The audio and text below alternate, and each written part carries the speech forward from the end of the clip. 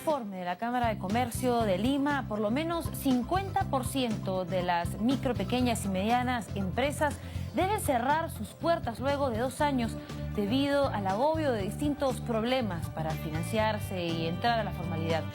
Hoy vamos a hablar de la ley del factoring, que pretende beneficiar a estas empresas para poder desarrollarse. Mi nombre es Alejandra Puente y los estaré acompañando esta noche en Debate Diario. Dinamicemos a las pequeñas empresas. Facilitemos su acceso a financiamiento. Mejoremos la productividad de las micro, pequeñas y medianas empresas. La facturación electrónica ayudará a las MIPYMES. La ley de factoring beneficiará a casi 1 millón de emprendedores. Impulsemos su formalización. La ley solo beneficia a algunos. Los peruanos prefieren tener sus empresas antes que ser dependientes. Más inversión a los pequeños empresarios. Reducir las tasas de interés los ayudará. Los microempresarios obtendrán mayor liquidez. Las MIPYMES representan casi el 99% de empresas del país. Cada día más peruanos son pequeños empresarios. ¿Cómo impulsar a las micro, pequeñas y medianas empresas? ¿Cómo impulsar a las micro, pequeñas y medianas empresas? Esa es nuestra pregunta de hoy. Pero primero, veamos un pequeño informe que hemos preparado para enterarnos qué es el factoring y de qué forma esta ley promulgada puede beneficiar a este sector empresarial. Hace unos días, la Superintendencia de Bancas, Seguros y AFPs publicó el reglamento de la ley que fortalece el factoring, que permitirá dar facilidades y reducir los costos de financiamiento a las micro, pequeñas y medianas empresas. El ministro de la Producción, Piero Gessi, sostuvo que la norma permitirá a las MIPYMES usar sus facturas como un título valor, así obtendrán liquidez inmediata. De igual manera, indicó que el reglamento fortalecerá la relación comercial entre las MIPYMES y las empresas grandes. En 2014, según información de la Sociedad de Comercio Exterior del Perú, las microempresas representan más del 90% del total de empresas en el país. Este sector aportó 11.1% del PBI en ese periodo. En el mismo año, un representante de COFIDE afirmó que a nivel nacional más del 50% de las MIPYMES mueren en los 2 primeros años, debido a algunas dificultades que se han ido presentando, como la informalidad laboral, desconocimiento de las herramientas de costos, falta de servicios de Internet y por la escasez de innovación en los negocios. Frente a estas dificultades, el Ministerio de Producción viene además realizando capacitaciones a los empresarios peruanos, impulsando el desarrollo de este sector en el marco del Plan Nacional de Diversificación Productiva. Bueno, es que sin duda falta muchísima información sobre esta ley y sus beneficios, y para eso se encuentra en nuestro estudio Fabiola García Merino. Ella es analista principal de regulación de la SBS. ¿Cómo estás? Muy buenas noches. ¿Qué tal? Buenas noches. Gracias por la invitación.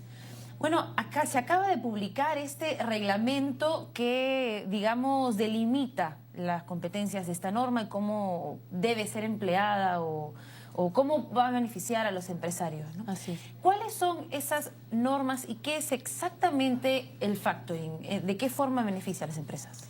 Sí, en realidad la ley 3038, que fue la que modificó diversas normas de la Ley General del Sistema Financiero, que es la que en principio regula el tema del factoring, estableció diversas competencias a la Superintendencia de Bancas, Seguros y AFP.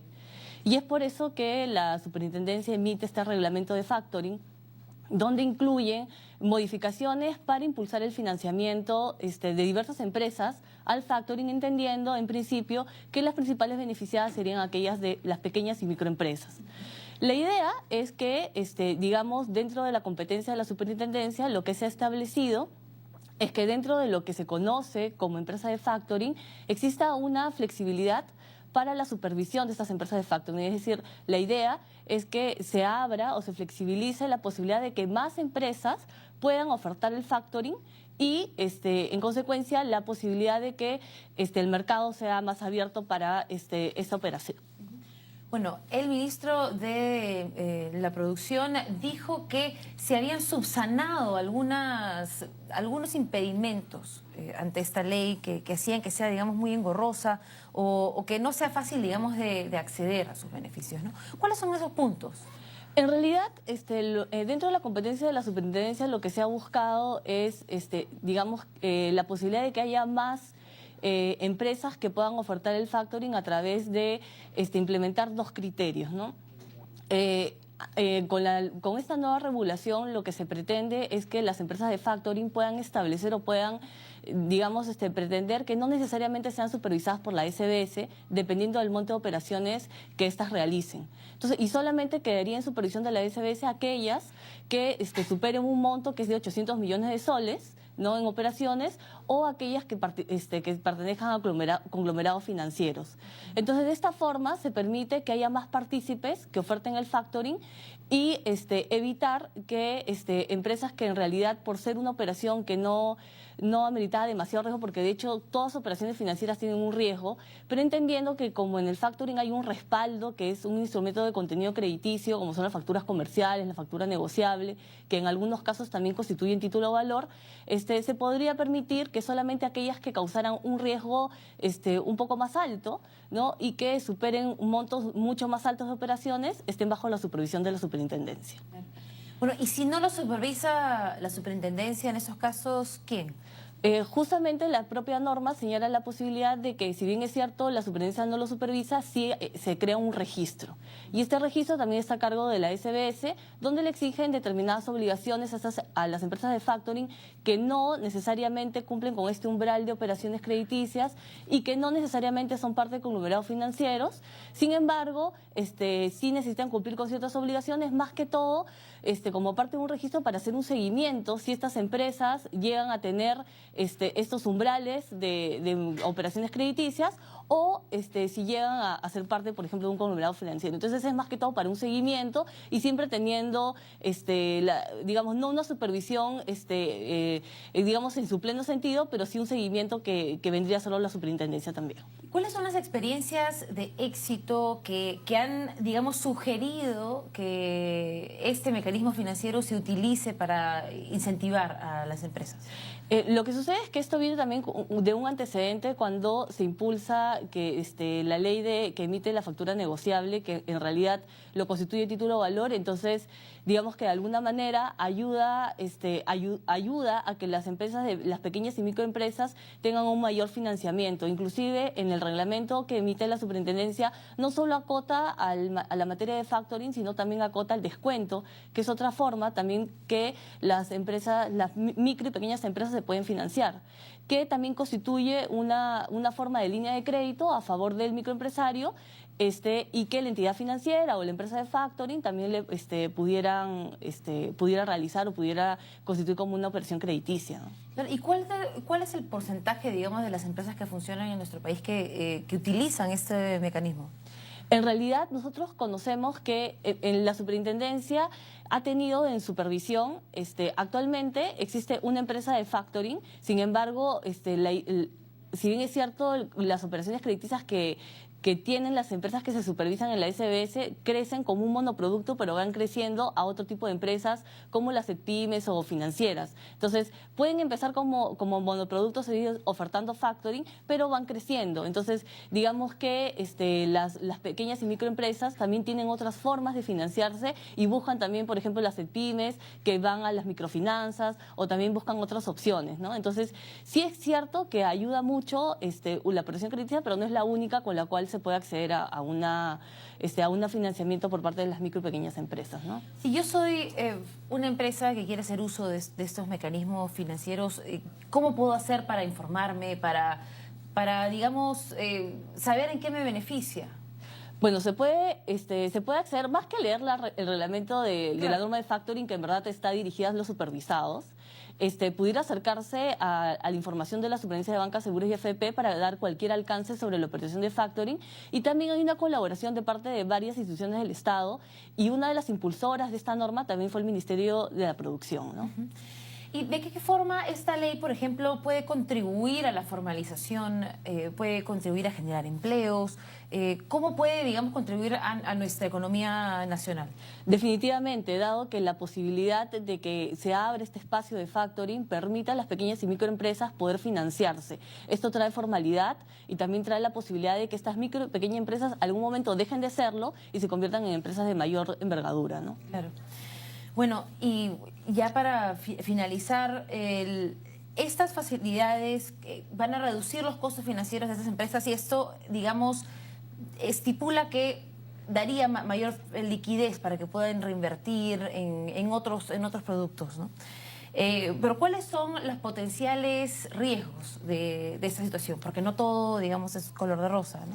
Claro, definitivamente, como comenté, toda operación crediticia tiene sus propios riesgos. El primer riesgo que llama frente a cualquier operación es el riesgo de crédito, que la superintendencia también tiene regulación específica en esa materia.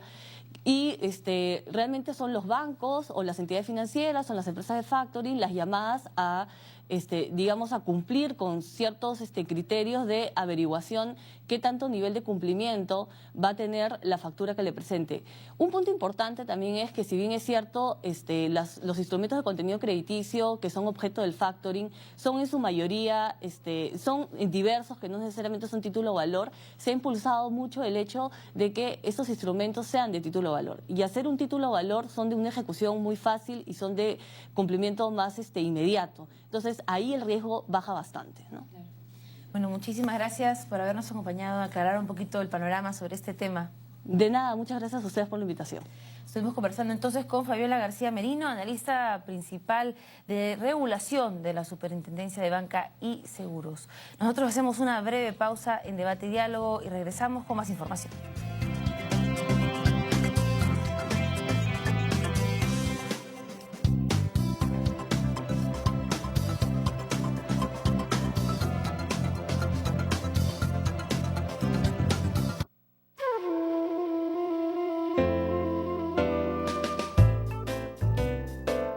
Letra de Fuego, con Raúl Tola.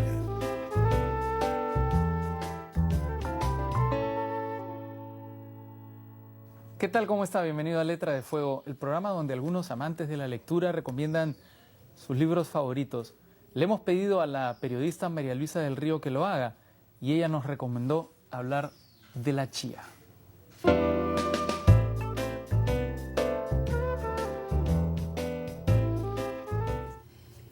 Este libro, si bien está escrito en primera persona como una larga crónica del descubrimiento de un superalimento, es un trabajo en equipo, con un diseño extraordinario de Patricia Exebio, fotos de Heinz Plenge, dirigido por Álvaro Lazo de la editorial Estruendo Mudo. Es un libro que está hecho con cariño, que está hecho en primera persona y que cuenta cómo un alimento renace primero en México después de haber sido como aplastado un poco por la conquista española, y luego empieza a expandirse por el mundo y resulta que prende muy bien en tierras peruanas porque lo único que necesita es un poco de sol, no mucha lluvia, y estar entre los 2.000 y 3.000 metros sobre el nivel del mar. Se está cultivando mucho en Cusco, estuvimos con la gente que lo cultiva. Es un alimento extraordinario, he tenido la suerte de probarlo. Tiene millones de beneficios y para eso también entrevistamos después a un doctor. Todo eso está en el libro, lo recomiendo totalmente. Es un libro bonito. Los Coffee Table Books siempre tienen esta cosa como de que son adornos más que libros, pero este realmente provoca hojearlo y tiene una información valiosa, no porque lo haya hecho yo, sino porque la chía es un alimento valioso de mucha historia y de mucho futuro y que puede aportar mucho a nuestra calidad de vida, ¿no?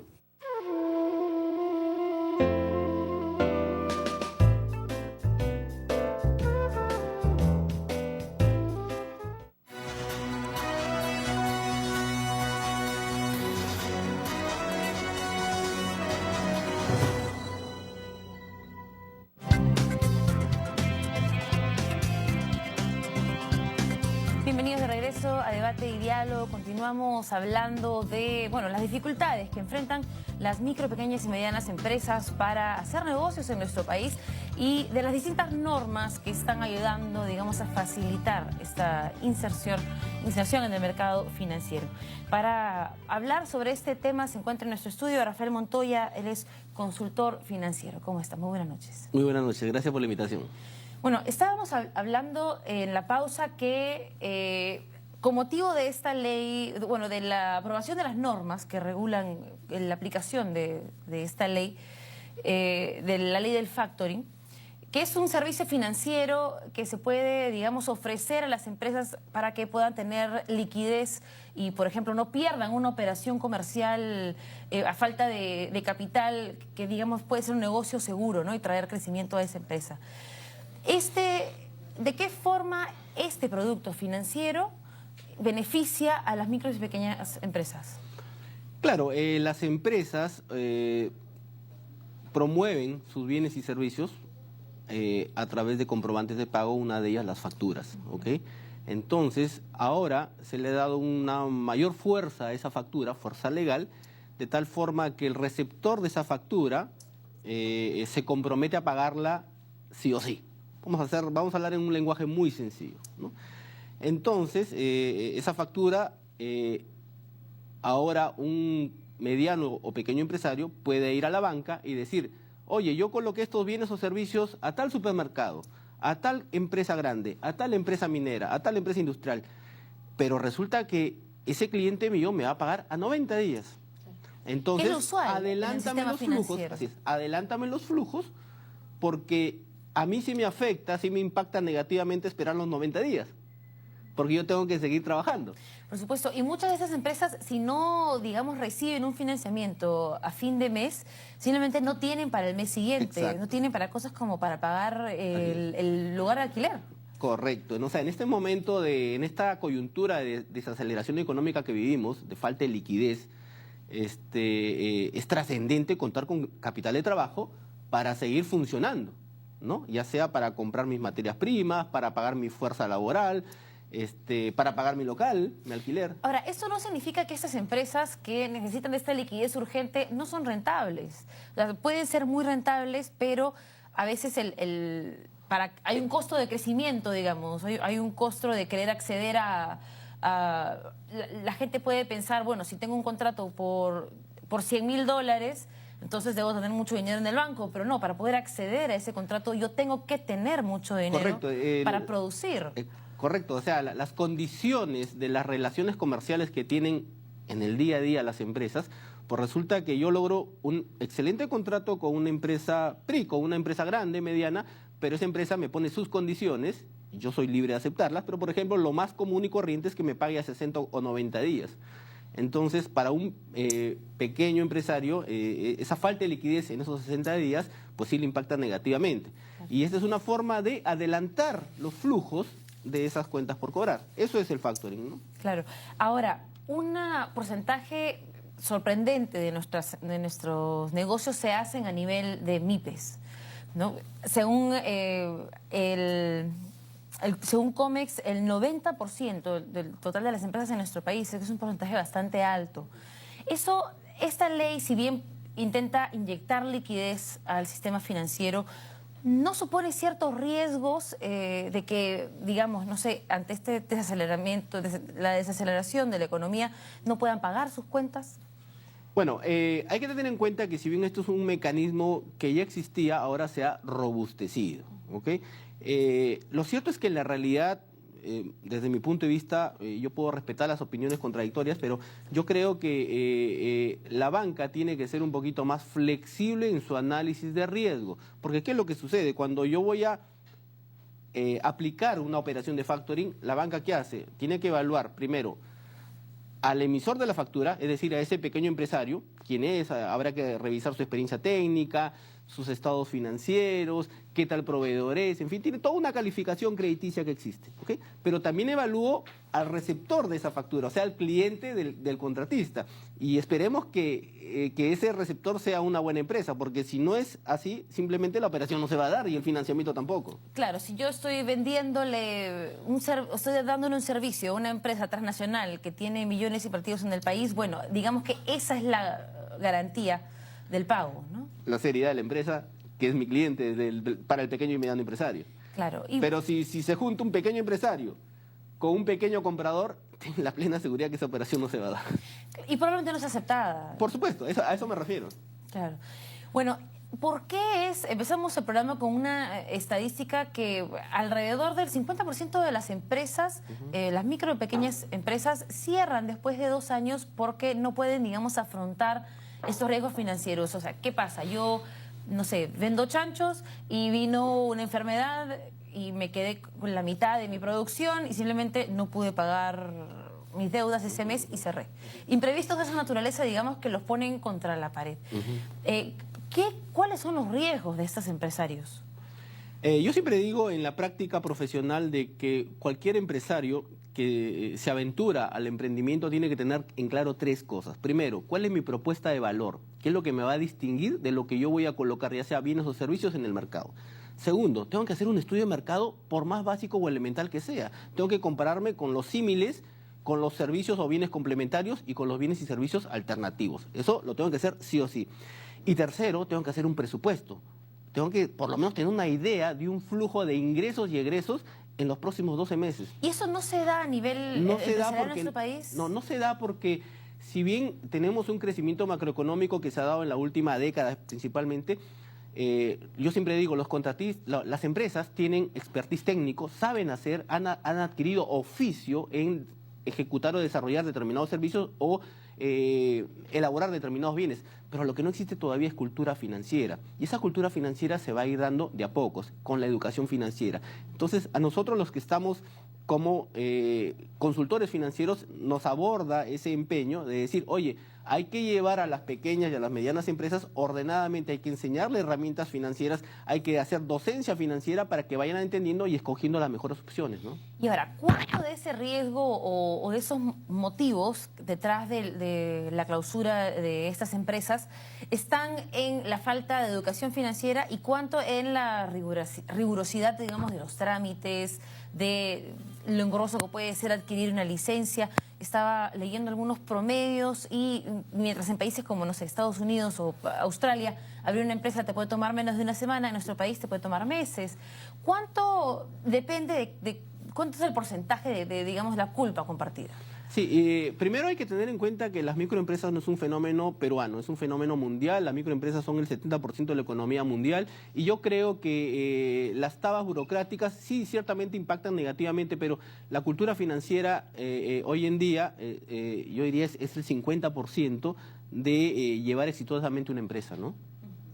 Más allá de lo pesado que puede ser tratar de acceder a la formalización, llevar bien las cuentas. Sí, eso tiene su rigor, tiene su trajín. Yo creo también que el empresario tiene que entender que de la noche a la mañana no va a crecer en el porcentaje o con las características que él desearía. Es un tema de un proceso de llevarlo ordenadamente, ¿no? Eso es otro tema, ¿no?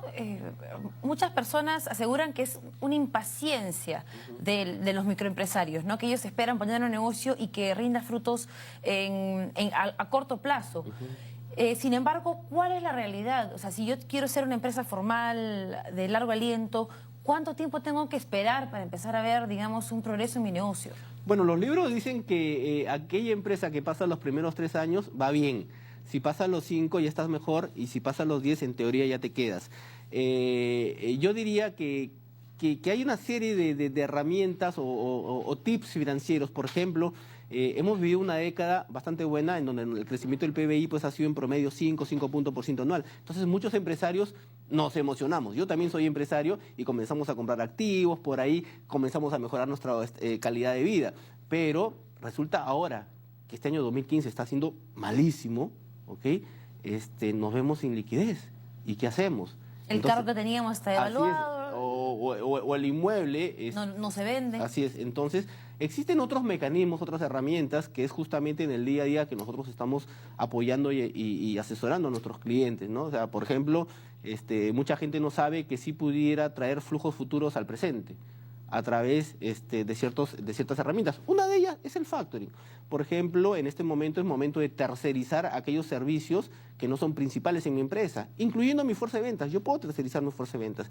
Hoy en día también es momento de distinguir y separar a mis proveedores y convertirlos en proveedores estratégicos y socios de mi negocio. Entonces hay una serie de herramientas para momentos de crisis. Estamos viviendo una crisis, señores. O sea, eso es cierto. Hay una desaceleración tremenda, me cuesta decirlo, pero es la realidad.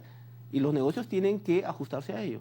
Ahora, pero también lo que suele pasar es que el mercado financiero o el sistema financiero sufre de un poco de paranoia, en el sentido de que se alarman muy rápido y eso tiene un efecto desencadenante, ¿no? Si todos empiezan a asustarse, empiezan a detener las inversiones y al final, digamos que la economía es casi una ciencia abstracta en el sentido de que depende demasiado de la voluntad de las personas, ¿no? Yo soy de las personas que creo que se están haciendo esfuerzos tremendos para democratizar las finanzas, vamos a decirlo así, pero aún la banca peruana sigue siendo muy conservadora, muy conservadora.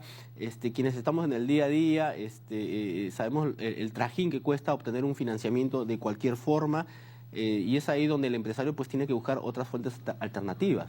Ahora, es por eso, es por este miedo al riesgo que estos microempresarios terminan accediendo a préstamos por intereses impagables al vecino, al que tiene la empresa del costado y trabajando con mucho cash. O sea, ¿qué tanto eso perjudica, digamos, el sistema financiero? Porque hay mucho dinero, muchas transacciones que ocurren que no están siendo registradas, ¿no?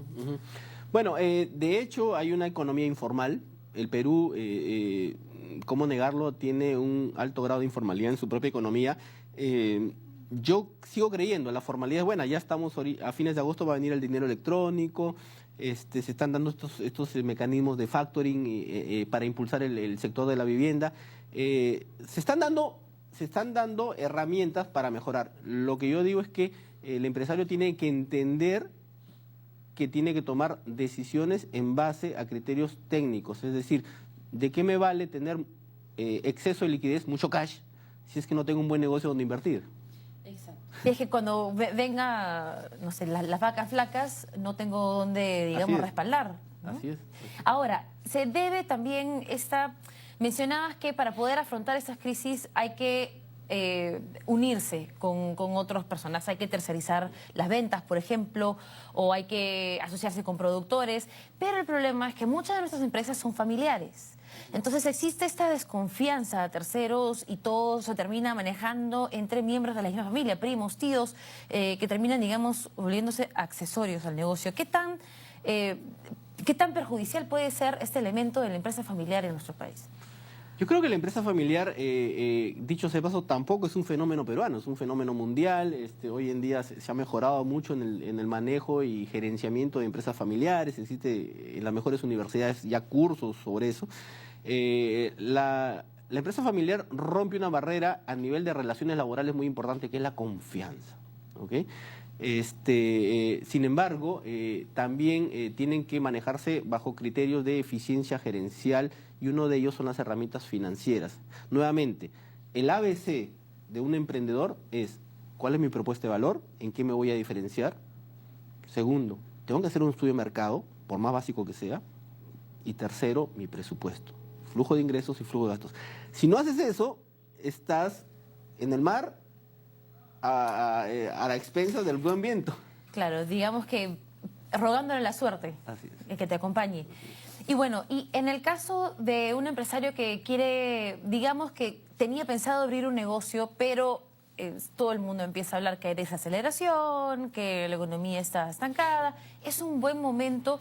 ¿Cómo saber si este es el momento de oportunidad, que mientras todos tienen miedo puede ser el momento propicio para tú lanzarte a la piscina y salir airoso, ¿no? Bueno, el mundo ha cambiado, ¿no? O sea, ahora, y yo siempre digo, en el primer mundo se dan los primeros síntomas o las primeras señales de que el mundo de los negocios se ha volteado tremendamente. Hoy en el primer mundo pues existen los negocios colaborativos, vemos el tema tecnológico de las APPs que nos están llenando, el smartphone se ha convertido en una herramienta fenomenal para hacer negocios, pero bueno, estamos acá en el Perú, ¿no? Eso es en el primer mundo, todo va a aterrizar poco a poco, pero sí, o sea, existe hoy en día ya los principios de la economía colaborativa, ¿no? Ya no necesitas, o sea, ya pasamos la etapa industrial, ya pasamos la época de la información, ahora estamos en una etapa totalmente tecnológica, en donde probablemente la empresa no necesite muchas personas, porque para eso está supliendo la tecnología, ¿ok? Responderte si en la crisis es un buen momento para hacer negocios, nadie tiene la varita mágica, no existe el negocio, no existe el momento, no existe la oportunidad. Pero lo que sí te puedo decir es que tenemos que ser positivos y decir que en las dificultades siempre hay oportunidades. Pero claro, hay que buscarlas. y hay que trajinar de 6 de la mañana a 2 de la noche. Claro. Esa es la vida del empresario. Ahora, los riesgos son sumamente altos y por eso es que tal vez muchos empresarios escogen la informalidad. ¿De qué forma nosotros podemos sustentar que la formalidad realmente les va a generar riquezas? Porque al final, bueno, ni al Estado ni al empresario le interesa la palabra formalidad, es solo un término. Lo que les interesa es generar riqueza, generar bienestar, capital. ¿No? ¿De qué forma la formalidad puede ayudar a este propósito, ¿no? Bueno, me has tocado un tema polémico, ¿no? O sea, para un peruano decir si la formalidad o la informalidad, ¿cuál es mejor? Yo diría siempre, es más, soy hombre de derecho, soy abogado de formación y creo que la formalidad es lo correcto.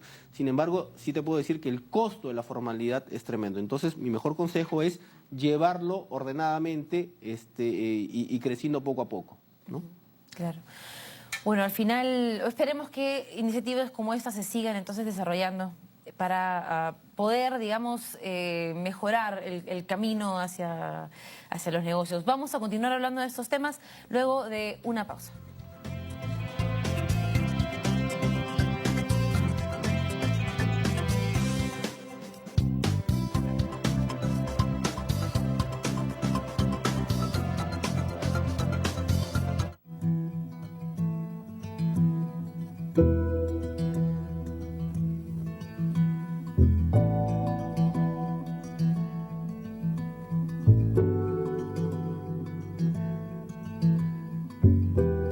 Bienvenidos al primer centro de atención integral del Programa Nacional CUNAMás. Este se encuentra ubicado en el distrito de Puente Piedra.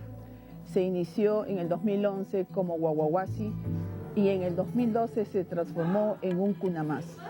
Fue modificado toda la parte del mobiliario y los materiales, considerando también la parte pedagógica.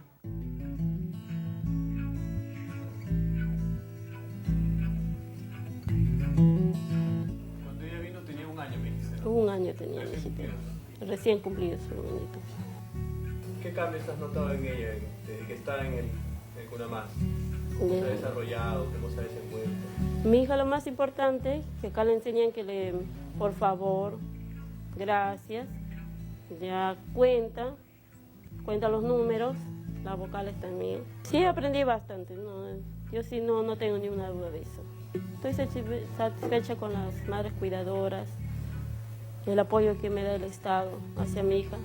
Acá yo ya no gasto en comida, ni en fruta. Ya acá le dan todo lo básico para mi hija. Yo estoy muy satisfecha con eso. Le dan buena educación, le enseñan a compartir, es lo más importante, porque mi hija no sabía compartir. Porque como era única, ¿Y ha aprendido a compartir acá aprende a compartir. ¿Cómo que se ha hecho más sociable?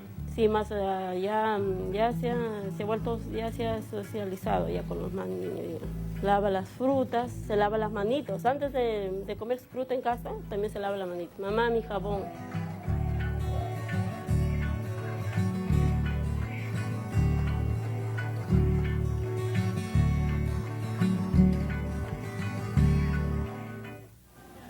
Ay, cuéntale, ¿qué tienes? Tu gatito. Gatito. ¿Y cómo es el gatito? Miau. ¿Qué otro animalito tienes? Perro. ¿Y cómo es el perro? ¿Cómo es el perro, hija? Miau.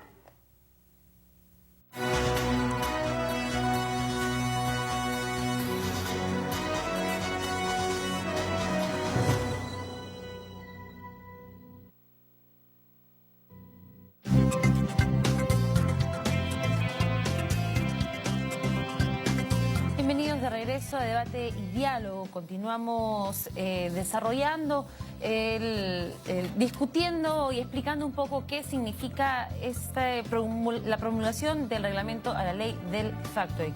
Para continuar con el tema, nos encontramos en estudios con Rafael Montoya, consultor financiero, y Kenneth Bernstone, presidente de EFACT. ¿Cómo está? Buenas noches.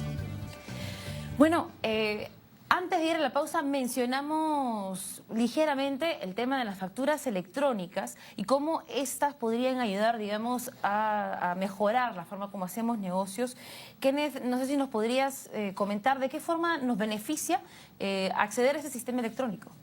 Bueno, la factura electrónica definitivamente facilita el proceso de factoring, facilita de que el proveedor, el emisor de la factura puede entregar la factura más fácil, más rápido al cliente, al comprador, lo cual beneficia en hacer la aceptación de la factura más rápida. Y igual facilita de que el proveedor, el emisor de la factura puede entregar la factura a un banco, un financiera que puede comprar la factura. ¿A qué se refieren con comprar la factura, ¿no? Esta factura no necesariamente tiene que ser pagada en ese momento. Yo vendo un servicio y no necesariamente estábamos hablando de que a veces existe un plazo de hasta 3 meses para poder, digamos, que nuestro comprador nos haga el depósito. Pero esta factura que se entrega como sustento al banco no tiene que haber sido cancelada. No. Definitivamente no. Y los compradores siempre buscan extender sus créditos con sus proveedores, entonces es muy común que los términos de pago son 60, 90, 120 días. Desde el momento de que el proveedor emita su factura y hasta que llega el dinero. Y en ayuda el factoring, ¿no? Es una herramienta donde el proveedor puede vender la factura para obtener un pago adelantado. Ahora, como estas facturas las emite la SUNAT, recae en esta entidad, digamos, velar que se desarrolle correctamente y un poco la responsabilidad de sancionar si es que se incumplen los pagos. ¿Qué te parece a ti, digamos, esa parte de la normativa? Bueno, digamos, las formalidades que pueda tener la factura electrónica me parece que están robustecidas. Yo siempre digo de que este nuevo mecanismo lo que va a permitir es obtener un adelantamiento de los fondos, ¿no? De tal forma que va a oxigenar a las pequeñas y las medianas empresas, principalmente. Claro. ¿No? ¿Y de qué forma se ha usado con éxito este sistema en otros países, por ejemplo, no? Un país que tiene mucho éxito con la facturación electrónica y con factoring a través de la factura electrónica es Chile.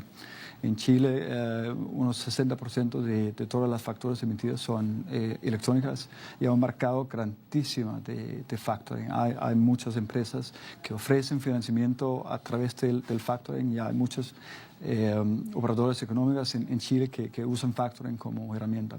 Claro. ¿Cuánto, digamos, de beneficio, se ha podido cuantificar el nivel de beneficio que puede dar a una empresa? O sea, si puede significar, por ejemplo, no sé, la diferencia entre que el mes siguiente ya no continúe haciendo negocios o pueda continuar muchos años más. ¿Se ha podido cuantificar?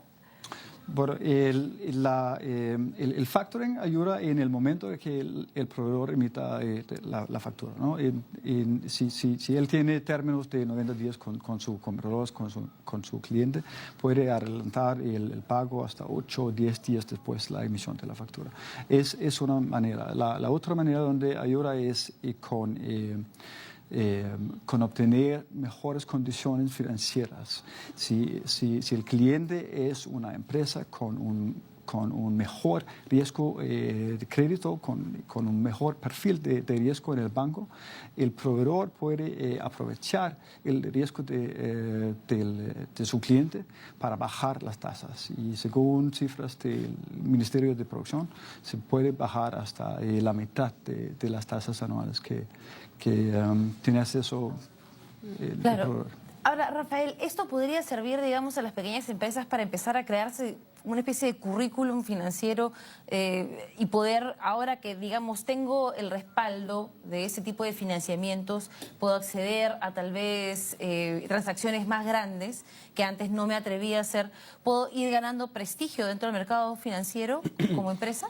Bueno, de hecho, este tipo de productos o de herramientas en el fondo se convierten también en herramientas de inclusión financiera y de inclusión tributaria, porque ahora al ser la factura ya electrónica, pues SUNAT tiene más información sobre el contribuyente.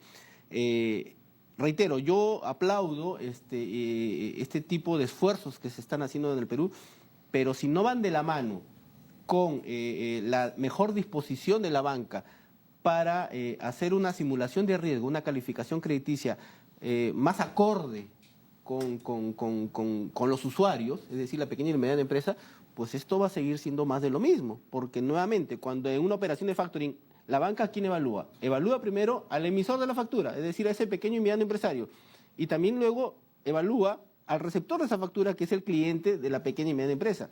O sea, esta operación es fenomenal porque si es que ese pequeño o mediano empresario le va a vender a una mediana o grande empresa, pero si ese pequeño o mediano empresario le vende a una mediana empresa hacia abajo, esa operación no va a pasar por un tema de riesgo en la operación financiera, ¿no? ¿Crees que nuestro sistema financiero es muy conservador a la hora de analizar riesgo, por ejemplo, en estos casos? Yo creo que sí. Para empezar, no hay muchos bancos, no hay muchos financieros que ofrece este producto y si no hay competencia en el mercado, las tasas son más altas, los financieros, los bancos pueden seleccionar los clientes que quieren. Ellos siempre buscan disminuir su riesgo, ¿no? Y si no hay competencia en el mercado, más o menos pueden elegir sus clientes. ¿A qué te refieres con competencia? ¿El hecho de que más empresas financieras ofrezcan este tipo de productos hace que todos tengan que, digamos, sincerizar sus tasas de interés? Es exactamente esto, ¿no? Si hay más bancos que ofrecen el producto, los operadores económicos, las empresas peruanas tienen más opciones para financiarse, para vender sus facturas y de través de la factura financiar sus operaciones y así baja las tasas. Ahora, hay muchos empresarios que aseguran que este término de micro, pequeña y mediana empresa es muy general y que involucra a demasiados tipos de empresas y que para poder, digamos, promulgar normas que realmente los beneficien se debería empezar a dividir en más categorías, ¿no? ¿Qué opinan ustedes sobre eso? Mira, la calificación de micro, pequeño, mediana empresa entiendo que tiene que ver desde el punto de vista económico, puede establecerse un parámetro respecto a su nivel de ventas, existe una ley que toma ventas, toma cantidad de fuerza laboral, mano de obra que tenga en la empresa, pero más que eso, yo quería destacar, para que no se me vaya la idea, mira la importancia de este tipo de herramientas del factoring, porque si no existiera factoring y si no existiera competencia en el factoring desde el punto de vista de la banca, ¿qué le queda a ese mediano pequeño contratista? Digamos, él vende a 90 días, a 120 días, y él tiene que esperar cruzado de manos a que le paguen los 120 días, o pedir un crédito directo. Entonces, la tasa del crédito directo es mucho mayor que la tasa del factoring. Es ahí donde coincido totalmente con acá el amigo, de que esta es una herramienta buena, pero, nuevamente, pongo énfasis, en la medida que la banca tenga más apertura en su análisis de riesgo, en las condiciones también de colocación de este servicio, ¿no? ¿Ya? Pero ¿y qué se está haciendo, digamos, para fomentar esta apertura y fomentar que baje un poquito este miedo y esta actitud conservadora por parte del sistema financiero? Bueno, para empezar, hay la nueva ley de factoring que busca impulsar el factoring como herramienta y yo creo que es una buena medida. Es una buena herramienta para facilitar el proceso, hace el factoring más accesible. Uno de los temas que hemos discutido con la nueva ley es la amplificación de las empresas o personas naturales que pueden financiar las facturas, no solamente las empresas que pueden buscar financiamiento, sino también los que pueden ofrecer financiamiento. Y es una de las medidas de la nueva ley que ahora hay más empresas que pueden hacer esto. Claro. Bueno, sumada a esta nueva ley, venimos con una serie de, digamos, paquetes tratando de insertarle vigor a la economía. También está la ley de leasing, ¿no? Que está ofreciendo condiciones más fáciles para acceder a una primera vivienda. ¿Esto de qué forma contribuye a dinamizar la economía? Bueno, ciertamente el leasing como contrato bancario siempre ha existido. Ahora lo que se está haciendo es crear un producto de leasing inmobiliario especialmente para levantar esta alicaída, este alicaído sector de inmobiliario que se ha venido a menos, ¿no? Es una herramienta que la ley recién ha salido, se está por disponer el tema del reglamento.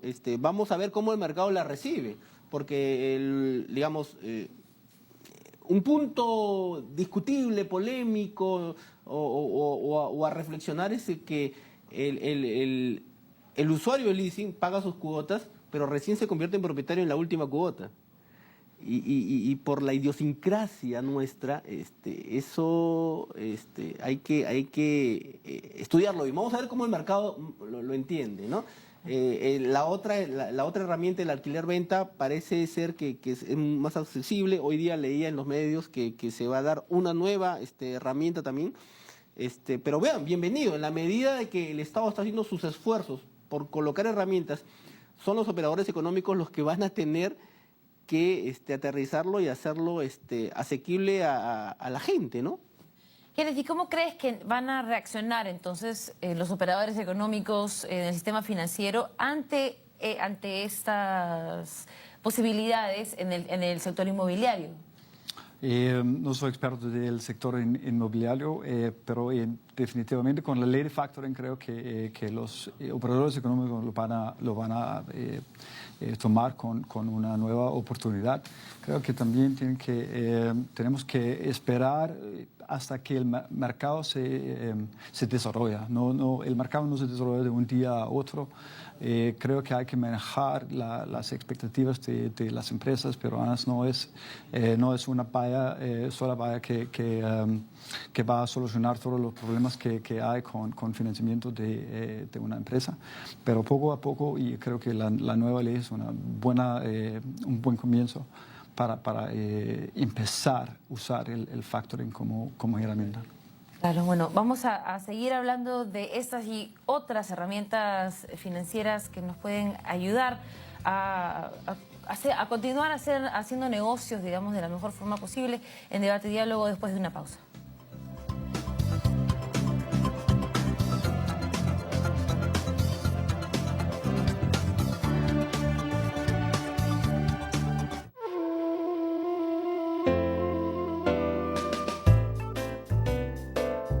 Letra de Fuego, con Raúl Toya.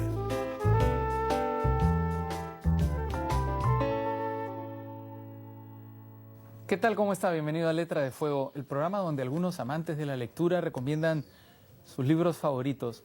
Le hemos pedido a la periodista María Luisa del Río que lo haga y ella nos recomendó hablar de La Chía.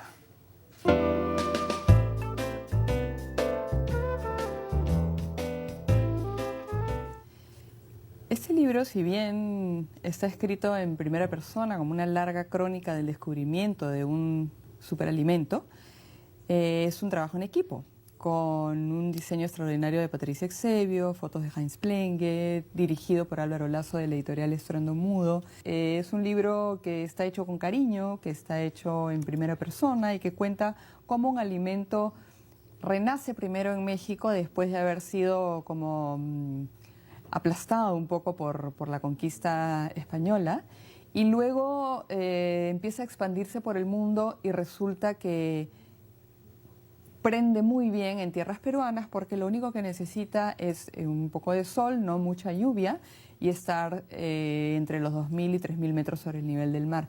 Se está cultivando mucho en Cusco, estuvimos con la gente que lo cultiva. Es un alimento extraordinario, he tenido la suerte de probarlo. Tiene millones de beneficios y para eso también entrevistamos después a un doctor. Todo eso está en el libro, lo recomiendo totalmente. Es un libro bonito. Los Coffee Table Books siempre tienen esta cosa como de que son adornos más que libros, pero este realmente provoca hojearlo y tiene una información valiosa, no porque lo haya hecho yo, sino porque la chía es un alimento valioso de mucha historia y de mucho futuro y que puede aportar mucho a nuestra calidad de vida, ¿no?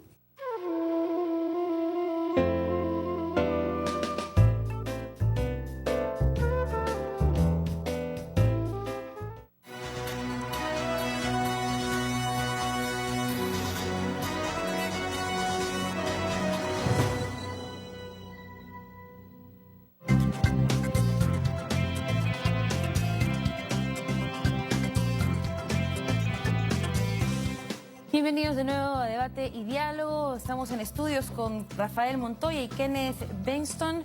Continuamos con este debate sobre qué debe hacer, digamos, el sector financiero para afrontar esta etapa de vacas flacas que se nos viene, ¿no? Una de las preguntas que nos hacen en el Twitter, una viene de Abel Manrique, que debería haber más asistencia de parte del gobierno para fomentar la empresa privada, o la empresa privada debería, digamos, ajustarse el cinturón y salir adelante de esta situación. Bueno, personalmente creo que el emprendimiento tiene que ver con el ADN de cada uno, ¿no? Vivimos en el Perú ya más de una década en donde el Estado está haciendo su esfuerzo, ¿ok? Ciertamente hemos vivido una década maravillosa de crecimiento de PBI, se dieron las condiciones externas, ¿ok? Que replicaron en la economía interna, pero hoy en día que estamos viviendo un enfriamiento de la economía, no podemos esperar que todo lo haga el Estado. O sea, siempre digo, o sea, de 6 de la mañana a 12 de la noche hay que trabajar, no queda otra, y ver de las dificultades las oportunidades. Esa es mi opinión. ¿Y crees que debería haber entonces, por ejemplo, un mayor incentivo de parte del Estado, como reducir impuestos, dar beneficios a empresas que no superen un capital al año? ¿Qué se puede hacer? Es una pregunta que tiene dos caras, ¿no? Por un lado, sí, si el gobierno busca impulsar el mercado, tienen que dar incentivos y tienen que dar las herramientas. Por el otro lado, creo que acá en el Perú hay muchas empresas que tienen miedo del Estado, que realmente tienen miedo de los reguladores, que tienen miedo de que formalización de la empresa y de la economía también significa más control y significa más penalidades en todos lados. Entonces, creo que hay que trabajar con ambos temas, incentivar las empresas, como estamos haciendo con la ley de factoring, ¿no? Que es un incentivo para formalizar su empresa y empezar en un rol más formal como empresa, y de esta manera tener acceso a financiamiento. Y por el otro lado, trabaja un poco con la imagen de algunos de los reguladores que tienen imágenes muy fuertes y quizás necesitan acercarse un poco más a los operadores económicos. Claro. Bueno, otra pregunta, esta viene de Twitter, viene de Demetrio Salazar y les consulta. ¿Creen que si se concreta, por ejemplo, el aumento de salario como mínimo vital, afecta a las pequeñas y medianas empresas? Esto, digamos, dentro de las medidas que puede tomar el Estado, ¿no? Bueno, el costo de la planilla, como en cualquier empresa, tiene un peso importante, ¿no?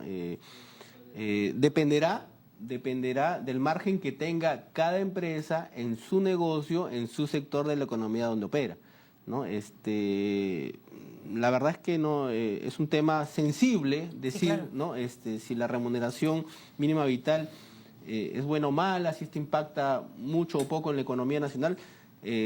Lo que sí es cierto es que aquellas pequeñas empresas en donde la fuerza laboral es elevada, y si se le aumenta 1 sol, 2 soles, 100 soles, de hecho va a impactar, porque ¿de dónde va a salir? Va a salir del margen que tenía.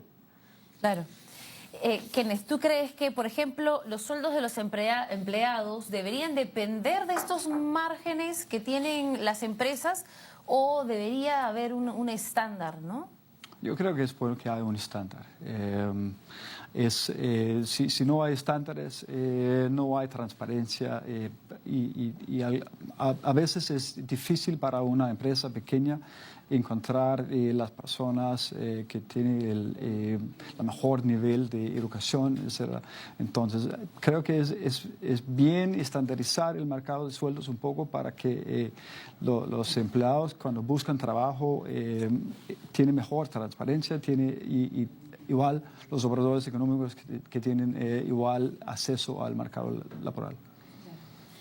Y bueno, para hablar, estábamos mencionando ¿qué ejemplos hay en el extranjero de cómo se está enfrentando una desaceleración económica? Porque no ocurre solamente aquí. Por ejemplo, a ver, es un ejemplo un poquito lejano, pero China también está enfrentando una desaceleración económica. Europa acaba de enfrentar probablemente una de las peores crisis de los últimos años. ¿Cómo han hecho en otras experiencias para enfrentar esta situación? Bueno, hoy en día existe un término que se llama la economía colaborativa, ¿no? Es decir, hoy en el primer mundo, utilizando la tecnología, aparecen negocios como por ejemplo Uber, este club de taxis o de movilidad en donde la gente dice, oye, mira, crea una aplicación en donde va a estar la oferta de vehículos con la demanda de servicios de vehículos y crea una economía colaborativa en donde el intermediario sirve de un canal para unir oferta con demanda. Y así hay N, ¿no? Hay otro producto que se llama Airbnb, que es el tema de los hospedajes, de los dormitorios, de las casas a nivel mundial. Otro que se llama TaskRabbit, en donde la gente entiende que necesita plomeros, que necesita electricistas, y entonces hay alguien que dice, ok, yo voy a juntar a los plomeros de determinado estado, de determinado departamento, de provincia, localidad, con los que necesitan, ¿no? Entonces, claro, yo creo que se están dando esos nuevos tipos de negocio, claro, ¿no? Sustentados más en la tecnología.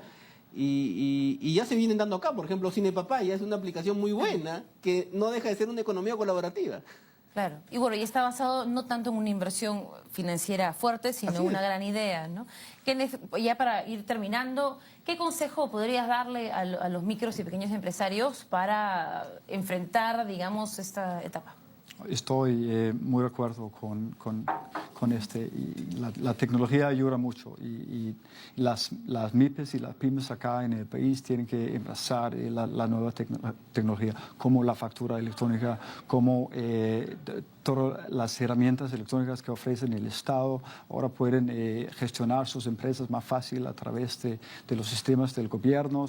Es por un lado. Por otro lado, hay nuevas oportunidades para negocios con la tecnología, como hemos escuchado. Yo creo que eso es la manera. Bueno, muchísimas gracias a ambos por haber venido al estudio. Gracias a ustedes. Estuvimos conversando con Rafael Montoya, consultor financiero, y Kenneth Bengtson, presidente de EFACT. Eso fue nuestro programa de hoy. Muchísimas gracias por habernos acompañado en casa, en Debate y Diálogo. No se olvide de visitar nuestras páginas de Facebook y nuestras redes sociales. Hasta la próxima.